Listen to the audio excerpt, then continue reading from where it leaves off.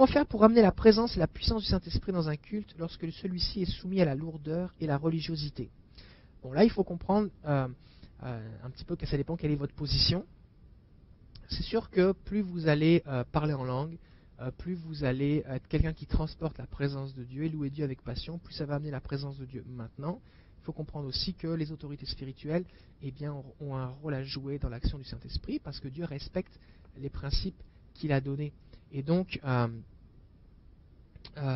c'est important de prier pour votre pasteur. Une chose que vous pouvez faire si votre pasteur est un petit peu religieux, eh bien, c'est de le connecter à l'école de ministère surnaturel.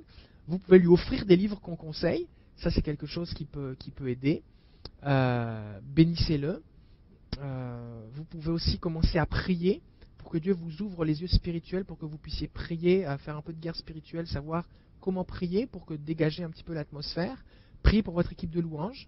La louange, c'est quelque chose qui attire le ciel.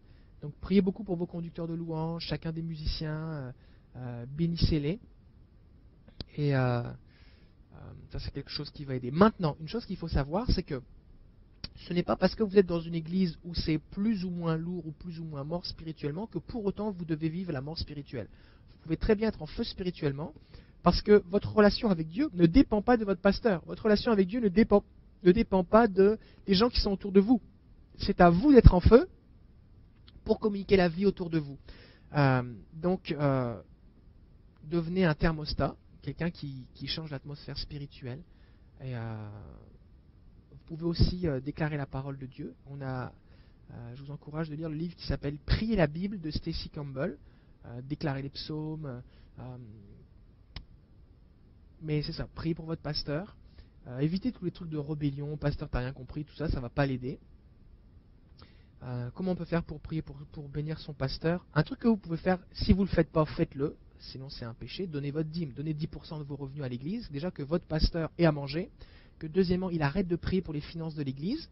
Déjà, il va se mettre à prier pour des choses importantes. Il y a trop de pasteurs qui passent leur temps à dire comment on va faire, on n'a pas assez d'argent. Donnez votre dîme, déjà ça va régler plein de problèmes. Vous voulez le réveil dans la francophonie? Donnez votre dîme. Et plus.